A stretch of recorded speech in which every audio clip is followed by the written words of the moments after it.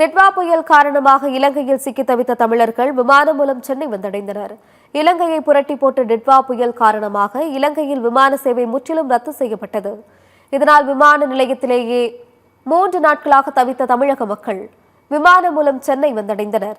சென்னை விமான நிலையத்தில் செய்தியாளர்களை சந்தித்த அவர்கள் உணவு, மின்சாரம் உள்ளிட்ட வசதிகளின்றி பல்வேறு இன்னல்களை சந்தித்ததாகவும் அமைச்சர் நாசர் இலங்கை தூதரகத்திற்கு தொடர்பு கொண்டு வலியுறுத்திய பிறகே அடிப்படை தேவைகள் கிடைத்ததாகவும் தெரிவித்தனர்.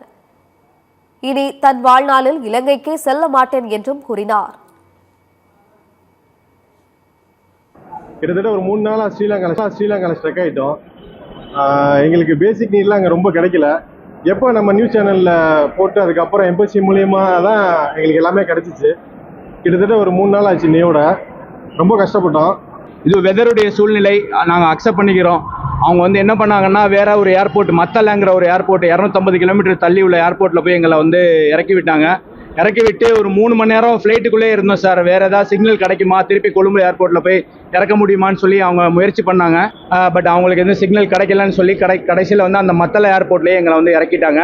அந்த மத்தள ஏர்போர்ட்டில் வந்து அது ஒரு சின்ன ஏர்போர்ட்டு, அங்கே பெரிய ஃபெசிலிட்டிஸ் எதுவும் இல்லை.